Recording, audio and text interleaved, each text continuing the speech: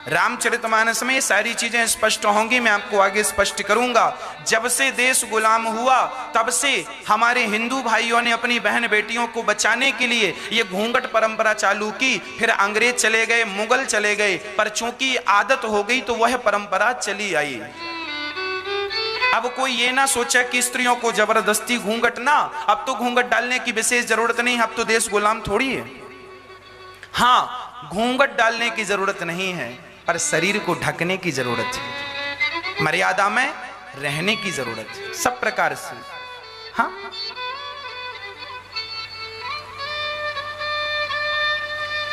तो माता सीता जब रंग भूमि जब सिय पगुधारी, देखी रूप मोहे नर नारी।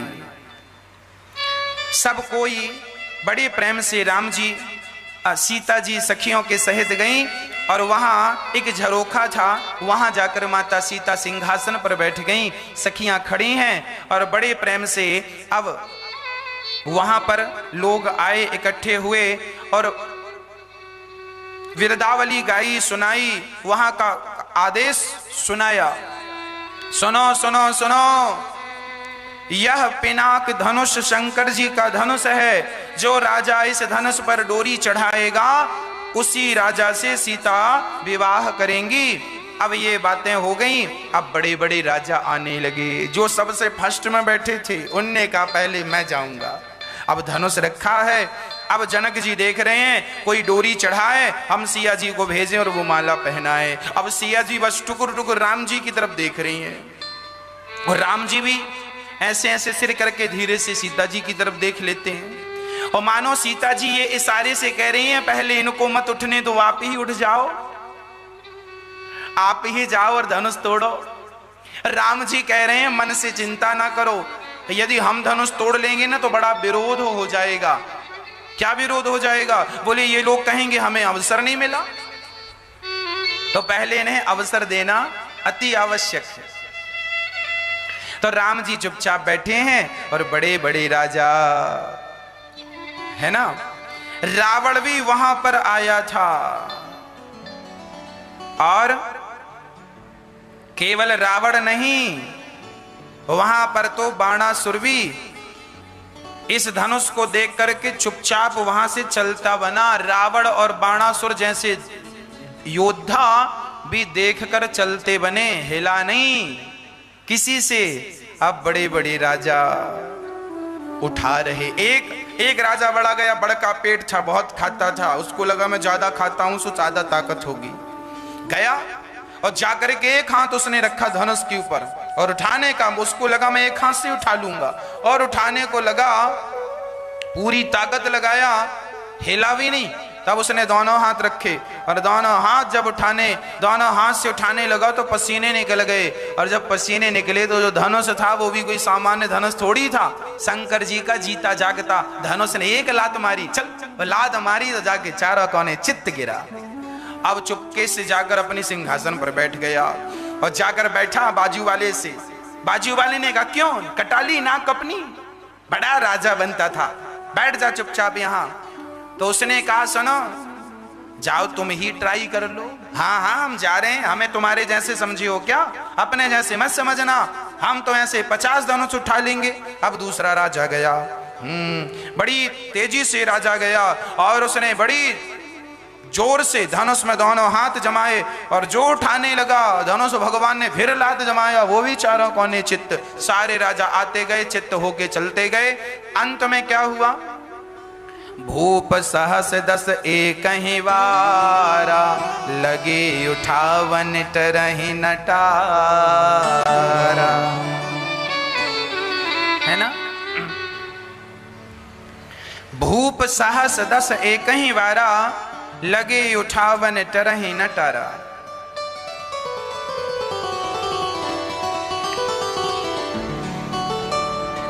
एक साथ 10,000 राजाओं ने एक वारा, एक ही वारा मतलब एक वार, सोमवार मंगलवार बुधवार गुरुवार, वार कितने होते हैं मैया जी? कितने वार होते हैं बताओ? 7 वार होते हैं ना। अब बताओ इन 7 वारों में सबसे बढ़िया वार कौन सा है? कौन सा वार बढ़िया है? मैया जी बताओ कौन सा? सोमवार, मंगलवार। 7 वारों में श्रेष्ठ वार है परिवार। 8वां वार है परिवार। जिसका परिवार अच्छा है उसका सोमवार भी अच्छा, मंगलवार भी अच्छा, बुधवार भी अच्छा, गुरुवार भी अच्छा, शुक्रवार भी अच्छा, शनिवार भी अच्छा।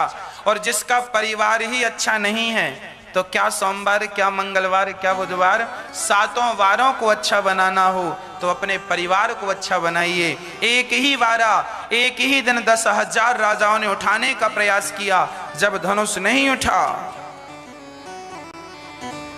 दीप दीप के भूपति नाना, आए सुनी हम जो पुण्य ठाना।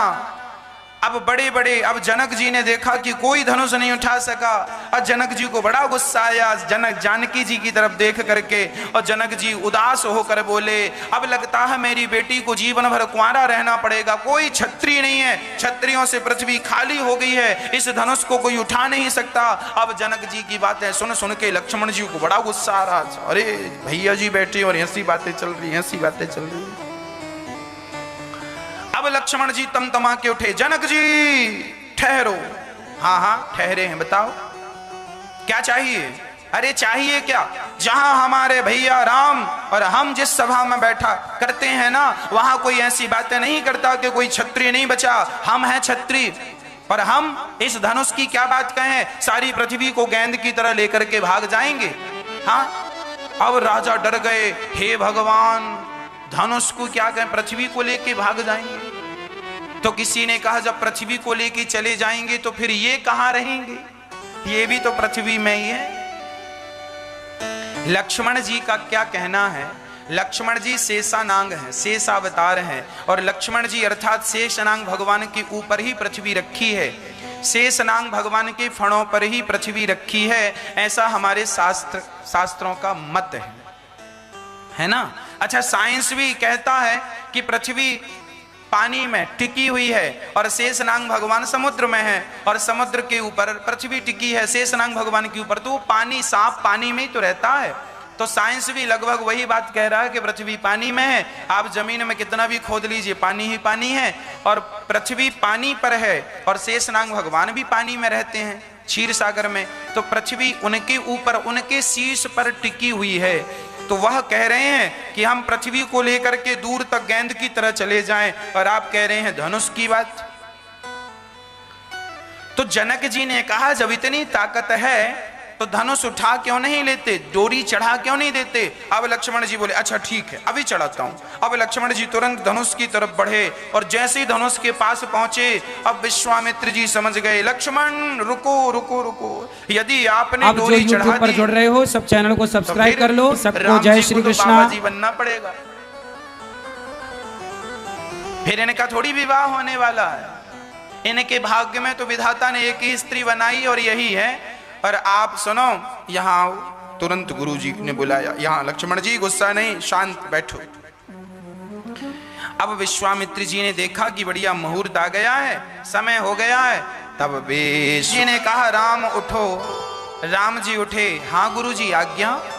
जाओ धनुष को ठिकाने लगाओ। अब राम जी गए, राम जी गए। अब तो सारे लोग टुकुर टुकुर देख रहे हैं, पलक झपकाने का नाम नहीं ले रहे हैं। पता नहीं पलक झपकाए तभी काम तमाम हो गया तो देख नहीं पाएंगे। सब टुकुर टुकुर बिना पलक झपकाए देख रहे हैं। और माता सीता जी का हृदय तो जोर जोर से धक धक धक धक करने लगा, पता नहीं उठता है कि नहीं। सीता माता पृथ्वी माता से कहने लगी, हे पृथ्वी माता अभी तक धनुष को आपने पकड़ा था, अब जरा छोड़ दो, बिल्कुल हल्का कर दो, सारा वजन इसका बिल्कुल खींच लो, बिल्कुल फूल की तरह कर दो। हाँ। और अब सीता जी यहां प्रार्थना कर रही हैं, और राम जी गए। राम जी ने भगवान शिव को प्रणाम किया, सभा में विद्वानों को प्रणाम किया, गुरुजनों को प्रणाम किया, धनुष को प्रणाम किया, क्योंकि धनुष भी शिव जी का धनुष है, ये भी वंदनीय है। हाँ, प्रणाम किया, परिक्रमा लगाई, और प्रणाम करके परिक्रमा करके राम बड़े प्रेम से धनुष की तरफ टुकुर टुकुर राम जी देख रहे हैं। सीता जी कह रही हैं जल्दी उठाओ, जल्दी तोड़ो। राम जी कह रहे हैं ना, हम तो वैसे ही देर लगाएंगे जैसे तुमने देर लगाई है। जनक लली ने कहा, सिया जी ने कहा, हमने कब देर लगाई? हाँ हाँ, आपने भी देर लगाई है। जब दुल्हन बनकर आई थी, अभी जब आई, कैसे धीरे धीरे धीरे पांव में कांटा लगा था, ऐसे धीरे धीरे धीरे पांव रख रही थी। अरे जल्दी आ गई होती तो अभी 4 बज गए शाम को, जल्दी आ गई होती तो जल्दी, है ना, 12-1 बजे तक तो धनुष टूट गया होता और खा पी रहे होते। तुम्हारे चक्कर में भूखे बैठे हैं। अब आपने देर लगाई है तो हम भी देर लगाएंगे। अब वहां जी जानकी जी राम जी को निहार रही हैं और भगवान ने उसी समय भगवान ने लेत चढ़ावत खेचत गाढ़े, काहू न लखा देख सब ठाणे। राम जी ने धनुष को एक हाथ से उठाया और उठाकर डोरी चढ़ाने लगे। उसी समय ते ही क्षण राम मध्य धनु तूरा। वहां राम जी धनुष को उठाए, डोरी चढ़ाए। उसी समय गोस्वामी जी कह रहे हैं कि लेते उसी समय राम जी ने बीच से धनुष तोड़ा। जय जयकार होने लगी, देवता पुष्प बरसाने लगे, ढोल नगाड़े बजने लगे, शंख बजने लगे, जय जय राम की ध्वनि होने लगी। बोलिए सियावर रामचंद्र की। भगवान राम जी धनुष तोड़कर जैसी धनुष को नीचे रखा, सारे वो लोग खड़े हो गए, राजा लोग। अरे इन्होंने धनुष तोड़ दिया पर हम विवाह नहीं होने देंगे। दूसरे ने कहा, क्यों, तुम क्यों नहीं विवाह होने दोगे? उसने कहा कि हमने सीता को देखा है और हम विवाह करेंगे। तो दूसरे ने कहा, तुम विवाह करते तो धनुष को क्यों नहीं उठाया? अरे उसने कहा, चुप रहे, हम तो भड़का रहे हैं ताकि दंगा वंगा हो जाए। अब दूसरा जवाब देता। अब वो जोर जोर से कहने लगे, चलो उठाओ अपनी अपनी तलवारें, युद्ध करना पड़ेगा। अब कुछ लोग चाहते हैं कि दंगा हो, कुछ लोग चाहते हैं कि झगड़ा हो। तो किसी ने कहा, सुनो, तुम ही आगे चलो तलवार लेके, तुम आगे चलो, हम पीछे पीछे आ रहे हैं। उसने कहा, वाह, ऐसा कभी हुआ है? झगड़ा कराने वाले हमेशा पीछे रहा है, आगे तुम जाओ, हम पीछे रहेंगे। झगड़ा कराने वाले हमेशा पीछे रहते हैं। उस चक्कर में कोई गया नहीं। सीता जी माला लेकर के आई और माला लेकर आई। राम जी खड़े हैं। राम जी का कद जरा ऊंचा है, सिया जी का कद जरा छोटा है, सीता जी छोटी सी है। उस जमाने में ऊंची हील वाली चप्पल चलती नहीं थी कि पहन के खड़ी हो जाएं और बड़ी दिखने लग जाएं। सीता जी जनक लली छोटी सी थी, राम जी जरा लंबे थे। अब राम जी को माला कैसे पहनाए? तो जरा सिया जी ने राम जी से कहा, सरकार जरा सिर नीचे करो, हमारा हाथ वहां तक आ नहीं रहा है, माला फिर पूरा पहना नहीं सकते। आजकल आप लोगों ने देखा होगा शादी विवाह में बड़ी नौटंकी होती है। कहीं माला पहनाने के समय कोई लड़का को उठा लेता है तो कोई लड़की को उठा लेता है और माला ही टूट जाता है जिस माला को पहना रहे हैं। शादी के पहले ही माले वाले टूट गए, आगे चल के राम जाने क्या होगा इन लोगों का। हाँ? कैसी कैसी शादियां लोग करते हैं और कैसा कैसा। इसीलिए कहते हैं हर जगह देखिए, मजाक भी अच्छी बात है पर हर जगह मजाक अच्छी नहीं लगती। अब कोई मरा पड़ा और वहां कोई मजाक करने लग जाए, हद तो तब हो गई जब एक आदमी ने मरे हुए बाप के संग अर्थी ले जा रहा था और सेल्फी ले रहा था। हद तो तब हो गई, बाप को रखा कंधे पे, ले जा रहा अर्थी बाप की, और सेल्फी का इतना क्रेज कि मरे बाप के संग ही सेल्फी ले ली उसने। हाँ? तो हर जगह आपका ये जो ज्ञान है ना, जो उल्टी जगह चलता, ये हर जगह कामयाब नहीं है। कहां मजाक होनी चाहिए, कहां मजाक नहीं होनी चाहिए, कहां कौन सी बात होनी चाहिए, कहां कौन। इसीलिए कहते हैं कि शिक्षा तो हो पर शिक्षा के साथ दीक्षा हो। आपको शिक्षा तो है पर दीक्षा ना होने के कारण, गुरु परंपरा से ना जुड़ने के कारण आपका जीवन अभी रिक्त है, अर्थात खाली। बहुत चीजों से खाली है। अब शादी विवाह में लड़की को उठा लेना, दुल्हन को, अब लड़की माला पहनाने के समय कभी यहां हो जाती है, कभी यहां हो जाती है ना। माला नहीं, अरे जब माला ही नहीं पहनना था तो शादी काहे कर रही हो। हाँ, ये शोभनीय नहीं है, ये अशोभनीय है। शादी विवाह जानते हो, मर्यादा जानते हो। हमारे हिंदू धर्म में, सनातन संस्कृति में यह लिखा हुआ है कि लड़की का जब विवाह होता है तो वह लक्ष्मी स्वरूप होती है, और लड़के का जब विवाह होता है तो वह नारायण का स्वरूप होता है। दुनिया में कोई भी लड़की मंडप के नीचे बैठी हो, किसी भी जात की हो, मंडप के नीचे हिंदू परंपरा से उसका विवाह हो रहा है, तो मंडप के नीचे बैठी लड़की और लड़का दोनों ही लक्ष्मी और नारायण हैं। उन्हें लक्ष्मी और नारायण के रूप में ही देखना चाहिए। जब तुम्हारी शादी होती है ना, मंडप के नीचे पंडित जी वेद मंत्र पढ़ते हैं, वहां मंडप की जो छांव होती है, सारे वेद पुराणों का आवाहन होता है, संत मुनियों का आवाहन होता है, ऋषियों का आवाहन होता है, सप्तर्षियों का, भगवान का, गणेश जी का, गौरी जी का आवाहन होता है, और भगवान की उपस्थिति में तुम्हारा विवाह कराया जाता है। पंडित जी पूजा कराते हैं, ऐसे नहीं करा देते। सारे देवताओं को बुलाकर अग्नि स्थापन करके और तुम्हारे विवाह होते हैं। तुम्हारे विवाह के साक्षी सभी देवी और देवता होते हैं। तुम नारायण होते हो विवाह के समय, और लड़की लक्ष्मी होती है, तो तुम लक्ष्मी नारायण हो भैया। तुम अपनी मर्यादा का तो ख्याल रखो। हाँ, आज लोगों को बिल्कुल जानकारी नहीं है कि हम कौन हैं। आजकल तो लड़के शादी करने जाते हैं, अपनी शादी में शराब पी के आते हैं।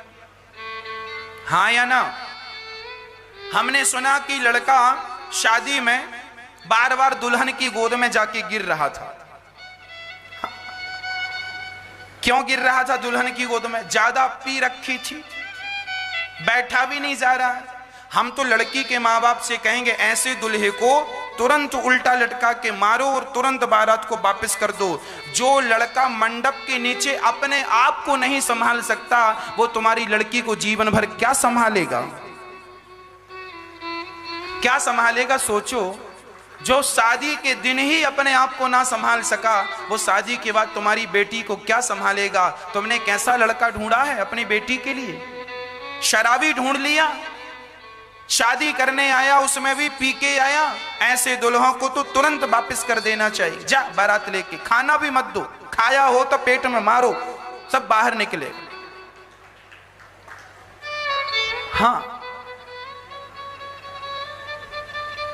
इसीलिए आप अपनी बेटियां जरा सूझबूझ के दिया करो, समझदार को दिया करो। लड़का जरा कम कमाता हो, लड़का जरा कम पैसे वाला हो चलेगा, पर सेल्फ हो, कमाने वाला हो, अपनी मेहनत पर विश्वास रखने वाला हो, बाप के टुकड़ों पे ना पल रहा हो। ऐसे लड़के को बेटी दोगे तो सुखी रखेगा और सुखी रहेगी बेटी। पैसे वाले जरूरी नहीं है कि करोड़पति से तुम बेटी का विवाह कर दोगे ना। कैसे करोड़पति लोगों को भी मैंने देखा है कि बेटी से विवाह कर लेते हैं और बाद में ताने मारते हैं, तुमने अपने बाप के घर में देखा ही क्या है, यहाँ तो देखो ये सब कुछ है। ज्यादा अमीर के घर भी बेटी ना दे देना। ज्यादा अमीर के घर दोगी तो तुम्हारी बेटी को जीवन भर ताने सुनने को मिलेंगे कि देखो तुम्हारे बाप तो कैसे थे, तुम तो कहाँ रहती थी और आज तुम यहाँ रह रही हो, तो बड़ी नाटक कर रही हो। आप जरा अपनी भावनाओं को रखेंगे ना, आप जरा ससुराल में कुछ कह देंगे ना, तो वो अपने पैसे की गर्मी दिखाएंगे। तुमने देखा है अपने बाप के घर में, यहाँ आए तो देखने लगे। इसलिए हमारे बड़े बुजुर्ग कहते हैं शादी विवाह लेवल में करना चाहिए। दाल रोटी हम आनंद से खा रहे हैं तो अपने हिसाब की लड़की देख लो, अपने हिसाब का लड़का देख लो। ज्यादा करोड़पति से भी ना कर देना, नहीं ताने सुन सुन के मर जाएगी तुम्हारी छोरी। हाँ जी, सही है या गलत है? ये हम नहीं कह रहे हैं, पद्म पुराण में लिखा है, हम पढ़ रहे थे एक दिन, सब कुछ लिखा है उसमें। लड़की विवाह कहां करें कहां ना करें, अपनी तालमेल में, अपनी हैसियत में सब करना चाहिए। हमारे बड़े बुजुर्ग कहावत कहते, जितना चादर हो उतना पांव पसारो, उससे ज्यादा नहीं। ज्यादा पसारोगे तो पांव बाहर जाएंगे, ठंडी लगेगी। अपनी हैसियत, हम सबको अपनी हैसियत याद रखना चाहिए और हम सभी को अपनी हैसियत में ही रहना चाहिए। हैसियत से आगे जाएंगे परेशानी होगी। जो हमारी मर्यादाओं की, पाकिस्तान और हिंदुस्तान के बीच में एक बॉर्डर है, एक रेखा है, मर्यादा की रेखा। यदि हम भारत के उस पार चले गए तो पाकिस्तान की पुलिस पकड़ के जेल में बंद कर देगी। क्यों जेल में बंद कर दिया भाई हमें? अरे तुम मर्यादा पार करके आए हो, तुम्हारी हैसियत कैसे हुई यहां तक आने की? इसीलिए अपने अपने में रहो, अपने अपने में रहो, मर्यादा में रहो, कभी भी मर्यादा ना तोड़ना। मर्यादा तोड़ोगे हमेशा रोते रहोगे, दुखी रहोगे। अब तो राम जी कह रहे हैं सिया से ना ना ना सिर नहीं झुकेगा। अब राम जी कह रहे हैं, सिया जी कह रही हैं सिर झुका लो, सिया जी कह रही हैं सिर झुका लो, राम जी कह रहे हैं सिर तो झुकेगा नहीं, ये सिर है, ये छत्री का सिर है, किसी के सामने झुकता नहीं है। अब राम सीता जी बोली ये कोई युद्ध क्षेत्र थोड़ी है, सिर झुकाना ना झुकाना, ना ना ना ना। लक्ष्मण जी देख रहे थे, सिया माता जी माला लिए खड़ी है, वो माला है और वो राम जी झुक नहीं रहे हैं। तो लक्ष्मण जी को एक युक्ति सूझी, लक्ष्मण जी दौड़े दौड़े गए और राम जी के चरणों में गिर पड़े। सरकार बधाई हो, पुष्प वाटिका में आपने ठीक देखा था, बधाई हो, आपका विवाह हो गया। और चरणों में गिर पड़े तो लक्ष्मण जी को उठाने के लिए सिया राम जी ने सिर झुकाया, सिया जी ने जल्दी से माला पहना दिया। बोलिए सियावर रामचंद्र की। अब राम जी का विवाह। अब जनक जी ने सुंदर सी पत्री लिखी और जनक जी ने अपने एक मंत्री को भेजा, जाओ दशरथ जी के यहाँ पाती लेकर के जाओ। और पाती लेकर के जनकपुर में गए। तो जनकपुर में जाते ही उन्होंने संदेशा दिया दरबार में, सरकार आपके बेटे राम जी ने सिया जी के लिए जो प्रतिज्ञा थी उसे पूरा किया है, धनुष तोड़ करके सिया ने माला पहना दिया है, अब विवाह की तैयारियां की जाएं। अब दशरथ जी सुने, वहां भरत जी भी थे, भरत जी दौड़े दौड़े गए, मैया मैया भाभी आ रही हैं। अरे कौशल्या जी चौंकी, भाभी आ रही हैं? कहाँ भाभी? अरे मैया भैया राम का विवाह होने वाला है, धनुष तोड़ दिया है। अब तो सारे यहाँ उत्सव चालू हो गया, एक तो राम जन्म का उत्सव, अब राम विवाह का उत्सव। खूब आनंद से विवाह उत्सव चल रहा है।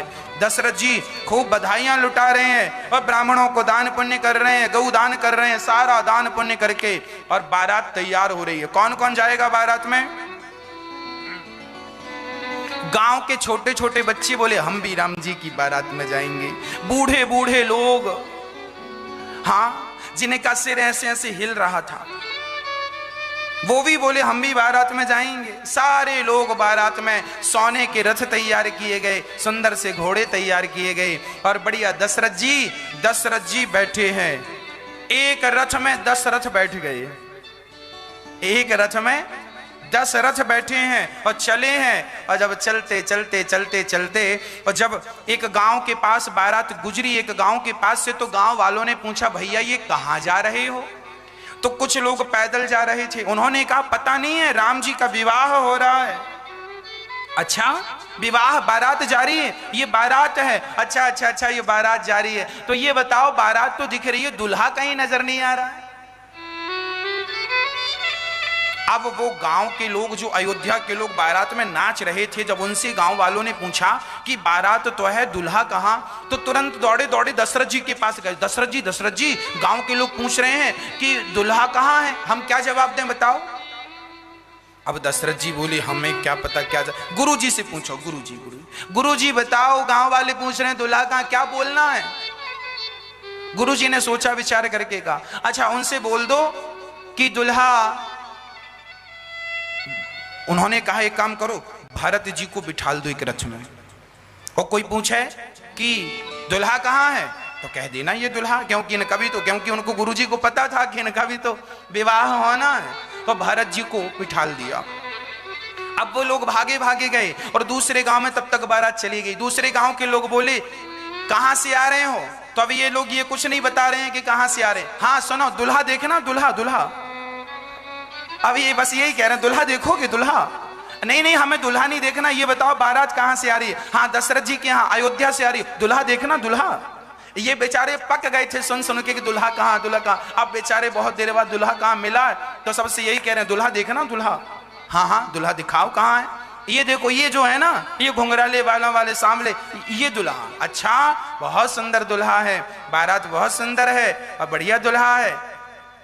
तो अब जरा ये बताओ कि दुल्हा भी अच्छा है, बारात भी अच्छी है, ये बताओ शादी की तारीख क्या है? अब फिर चुप। अब फिर पैदल वाले दौड़े दौड़े गए, दशरथ जी फिर गड़बड़ हो गई। क्या हुआ? अरे बोले ये बारात जा रही है, दुल्हा भी है, पर शादी की तारीख क्या है? अब दशरथ जी बोले, गुरु जी आप बताओ तारीख क्या है? एक पहली बारात ऐसी देखी कि जिस बारात में ना दुल्हा था ना शादी की तारीख पक्की थी, बस बारात जा रही थी, खाली बारात, चली बारात। तो चलते चलते बारात जनकपुर पहुंच गई। तो जनकपुर के लोगों ने पूछा, क्यों, कहां से आए हो? बोले हम अयोध्या से आए हैं। दुल्हा कहां है? ये बैठे हैं दुल्हा। तो जनकपुर वालों ने कहा, क्यों? सबसे तो तुमने झूठ बोला, हमसे झूठ बोलोगे? तुम्हारे दुल्हा पहले से डटे हैं यहां, महीने भर से डटे हैं यहां। हाँ अच्छा चलो ये बता दो कि शादी की तारीख क्या है? अब फिर अयोध्या वाली चुप हो गई, कोई जवाब नहीं। तो सखियां कहने लगी, हाँ ये अयोध्या वाले हैं, बिना तारीख पक्की भय बारात लेके आ गए। तो दूसरी सखी बोली, तुम्हें पता है ये बारात लेके क्यों आ गए? हाँ हाँ हमें सब पता है। तो जरा बताओ ये बारात लेके क्यों आए? अरे बोले बारात लेके इसलिए आ गए क्योंकि ये तो बेचारे सत्तू घोल घोल के पीते थे, सत्तू खाते थे, और सोचा कि जनकपुर में खूब पकवान मिलेंगे तो खाने आए। वहां तो सत्तू घोल घोल पीते थे, यहां शादी की तारीख पहले खाएंगे 56 भोग, तारीख पक्की होती रही। हाँ तो अब जनकपुर की सखियां और अयोध्या के लोगों में ऐसी बातें प्यार भरी, शादी विवाह में कहते हैं ना गारी प्रोग्राम है, एक दूसरे को प्यार भरी मीठी मीठी गालियां दे रही हैं सखियां। और जब बारात चली, दशरथ जी से राम जी आकर भेंट किए, चरणों में गिर पड़े, गुरु वशिष्ठ जी से भेंट हुई, अपने मित्रों से भेंट हुई। और जब अभी तक तो जनक जी ने दो को देखा था, दो मतलब राम और लक्ष्मण को, जब दो को और देखा, जब दो को और देखा तो जनक जी दंग रह गए। हे भगवान, सारे हीरे मोती दशरथ जी के पास पहुंचे। तो दशरथ जी से जनक जी ने कहा, सुनो सरकार, आपके भी 4 छोरा हैं और हमारी भी 4 छोरियां हैं। जनक जी की 4 बेटियां थी, बड़ी तो जनक नंदिनी थी, काका ताऊ में सबके मिला के टोटल 4 थी। तो ये चारों का विवाह कर दें। अब चारों दुल्हा बन गए। गुरुजी ने तिथि देखी, अगहन का महीना, शुक्ल पक्ष की पंचमी तिथि, बड़े प्रेम से विवाह की तैयारियां हैं। और जब बारात निकल कर आई तो 4 दुल्हा और चारों के सिर पर पगड़ी और मोर, और जब चारों चले तो चारों सुंदर थे, पर जो एक थे वह एक तो बड़े सुंदर थे। चारों दुल्हा में बड़े का कमाल सखियां, चारों दुल्हा में बड़े का कमाल सखियां। आज मिथिला नगरिया निहाल सखियां, आज जो मिथिला नगरी है, चारों का सुंदर सा विवाह संपन्न कराया गया। महीनों तक बारात रुकी, द्वार चार हुआ, मंडप की व्यवस्था हुई, मंडप गाड़ा गया और बड़े विधि विधान से बेटी का अर्थात जनक नंदिनी अर्थात माता सीता का राम जी के संग विवाह संपन्न हुआ। दूसरा मंडप जहां भरत जी मांडवी से विवाह कर रहे थे, तीसरा मंडप जहां लक्ष्मण जी उर्मिला से विवाह कर रहे थे, और चौथा मंडप जहां शत्रुघ्न जी श्रुतकीर्ति से विवाह कर रहे थे। ये चारों दुल्हन और चारों दुल्हा, इनके सामने करोड़ों स्वर्ग की सुंदरता और करोड़ों स्वर्ग का धन वैभव भी आज इस सुंदर से विवाहोत्सव के सामने सब फीका नजर आ रहा है।